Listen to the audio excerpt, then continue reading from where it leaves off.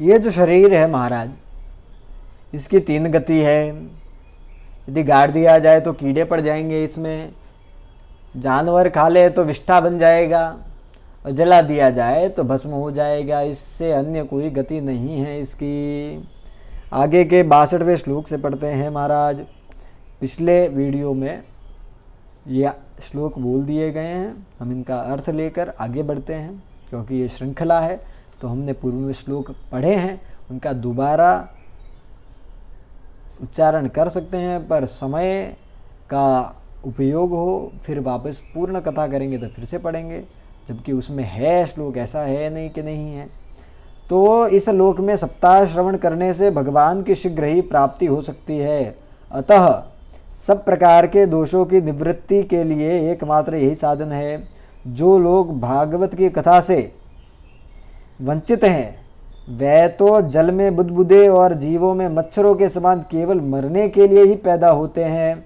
भला जिसके प्रभाव से जड़ और सूखे हुए बांस की गांठें फट सकती है, उस भागवत कथा का श्रवण करने से चित्त की गांठों का खुल जाना कौन बड़ी बात है। सप्ताह श्रवण करने से मनुष्य के हृदय की गांठ खुल जाती है, उसके समस्त संशय छिन्न भिन्न हो जाते हैं और सारे कर्म क्षीण हो जाते हैं। यह भागवत कथा रूप तीर्थ संसार के कीचड़ को धोने में बड़ा ही पटु है। विद्वानों का कथन है कि जब यह हृदय में स्थित हो जाता है तब मनुष्य की मुक्ति निश्चित ही समझनी चाहिए।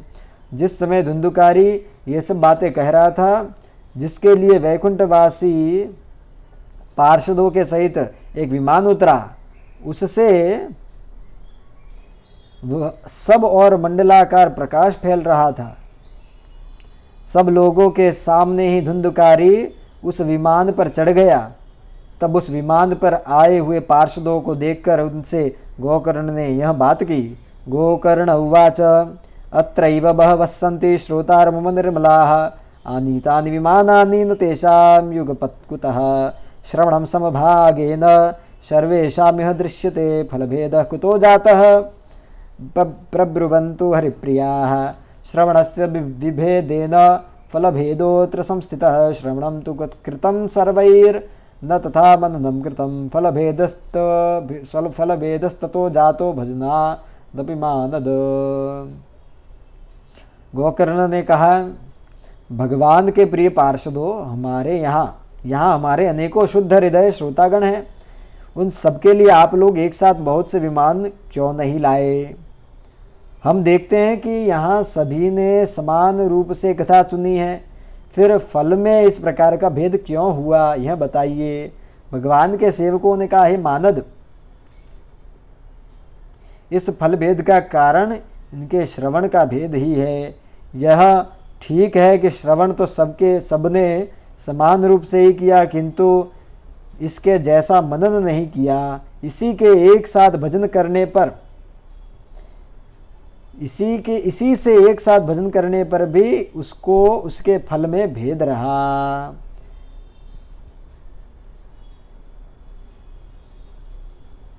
आगे कहते हैं, सप्त रात्रमुपोष्यैव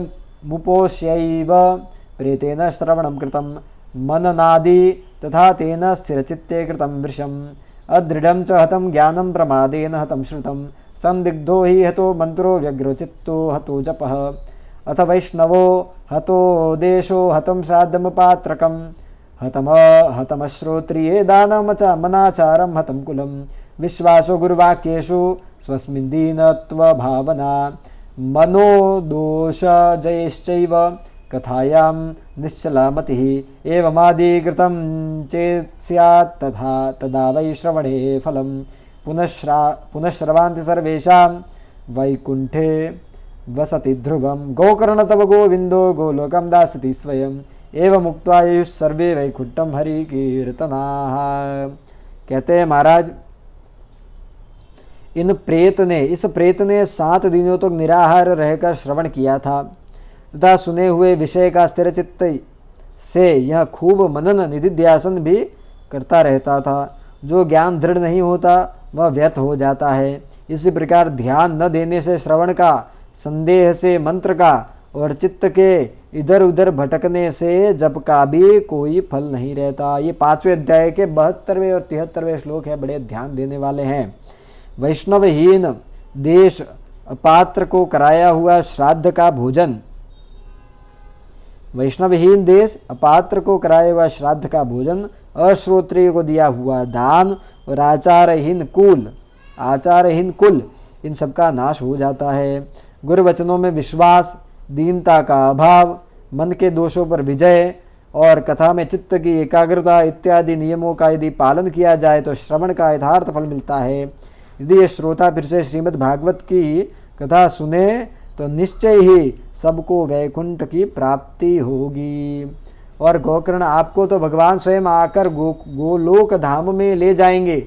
यूँ कहकर वे सब पार्षद हरि कीर्तन करते वैकुंठ लोक को चले गए। बोलिए भगवान श्री कृष्ण की जय। श्रावणे मासि गोकर्णः कथा मूचे तथा पुनः सप्तरात्रवतीं भूय श्रवणं ते कृतं पुनः। कथा समाप्तो यज्जातं श्रूयता तच्च नारद विमानैः स भक्तैश्च हरिराविर्बभूवः। जयशब्दा नमःशब्दास्तत्र सनुभवस्तदा पाञ्चजन्यं ध्वनिं चक्रे हर्षा तत्र स्वयं हरिः। गोकर्णं तु समालिङ्ग याकरोत्स्वदृशं हरिः। श्रोत्रीनन्यान् घनश्यामान् पीतकौशेयवाससः। किरीटिनः कुण्डलिनस्तथा चक्रे हरिक्षणात्। तद्ग्रामे ये स्थिता जीवा आश्वचाण्डालजातयः। विमाने स्थापितास्तेऽपि गोकर्ण कृपया तदा। प्रेषिता हरिलोके ते यत्र गच्छन्ति योगिनः। गोकर्णेन स गोपालो गोलोकं गोपवल्लभं। कथा श्रवणतः प्रीतो निर्ययौ भक्तवत्सलः। श्रावण मास में गोकर्ण जी ने फिर उसी प्रकार सप्ताह क्रम से कथा कही और उन श्रोताओं ने उसे फिर से सुना। नारद जी, इस कथा की समाप्ति पर जो कुछ हुआ वह सुनिए। वहाँ भक्तों से भरे हुए विमानों के साथ भगवान प्रकट हुए। सब ओर से खूब जय जयकार और नमस्कार की ध्वनियाँ होने लगी। भगवान स्वयं हर्षित होकर अपने 5 जन्य शंख की ध्वनि करने लगे और उन्होंने गोकर्ण को हृदय से लगाकर अपने ही समान बना लिया। उन्होंने क्षण भर में ही अन्य सब श्रोताओं को भी मेघ के समान श्याम वर्ण रेशमी पीताम्बरधारी तथा किरीट और कुंडलादि से विभूषित कर दिया। उस गांव में कुत्ते और चांडाल पर्यंत जितने भी जीव थे वे सभी गोकर्ण जी की कृपा से विमानों पर चढ़ा लिए गए तथा जहाँ योगी जन जाते हैं उस भगवत धाम में वे भेज दिए गए। इस प्रकार भक्तवत्सल भगवान श्री कृष्ण कथा श्रवण से प्रसन्न होकर गोकर्ण जी को साथ ले अपने ग्वाल बालों के प्रिय गोलोक धाम में चले गए। अयोध्यावासिनः पूर्वं कथा यथा रामेण संगताः तथा कृष्णेन ते नीता गोलोकं योगी दुर्लभम्। यत्र सूर्यस्य सोमस्य सिद्धानां न गतिः कदा तं लोकं हि गतास्ते तु श्रीमद्भागवत श्रवात्। पूर्व काल में जैसे अयोध्यावासी भगवान श्री राम के साथ साकेत धाम सिधारे थे, उसी प्रकार भगवान श्री कृष्ण उन सबको योगी दुर्लभ गोलोक धाम को ले गए, जिस लोक में सूर्य चंद्रमा और सिद्धों की भी कभी गति नहीं हो सकती, उसमें वह श्रीमद् भागवत श्रवण करने से चले गए। ब्रूमोत्रते किं फलवृन्दमुज्ज्वलं सप्ताह यज्ञेन कथासु संचितं। कर्णेन गोकर्णकथाक्षरो यैः पीतश्च ते गर्भगता न भूयः। वातामुपर्णा शनदेहशोषणैस्तपोभिरुग्रैश्चिरकालसञ्चितैः योगैश्च संयान्ति नतां गतिं वै सप्ताह गाथा श्रवणेन यान्ति याम् इतिहासमिमं पुण्यं शाण्डिल्योऽपि मुनीश्वरः पठते चित्रकूटस्थो ब्रह्मानंद परिप्लुतः। आख्यानमेतत् परमं पवित्रं श्रुतम् आख्यानमेतत् परमं पवित्रं श्रुतं सकृद्वे विदहेद गौघं श्राद्धे प्रयुक्तं पितृतिप्तिमावहे नित्यं सुपाठाद पुनर्भवञ्च। नारद जी, सप्ताह यज्ञ के द्वारा कथा श्रवण करने से जैसा उज्जवल फल संचित होता है उसके विषय में हम आपसे क्या कहें। अजी, जिन्होंने अपने कर्णपुट से गोकर्ण जी की कथा के एक अक्षर का भी पान किया था वह फिर माता के गर्भ में नहीं आए। जिस गति को वायु जल या पत्ते खाकर शरीर सुखाने से, बहुत काल तक घोर तपस्या करने से और योगाभ्यास से भी नहीं पा सकते, उससे वह सप्ताह श्रवण से सहज में ही प्राप्त कर लेते हैं। इस परम पवित्र इतिहास का पाठ चित्रकूट पर विराजमान मुनीश्वर शांडिल्य भी ब्रह्मानंद में मग्न होकर करते रहते हैं।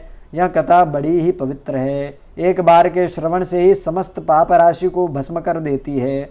यदि इसका श्राद्ध के समय पाठ किया जाए तो इससे पितृगण को बड़ी तृप्ति होती है और नित्य पाठ करने से मोक्ष की प्राप्ति होती है। इति श्री पद्म पुराणे उत्तरखंडे श्रीमद् भागवत महात्म्ये गोकर्ण मोक्ष वर्णनम नाम पंचमोऽध्यायः।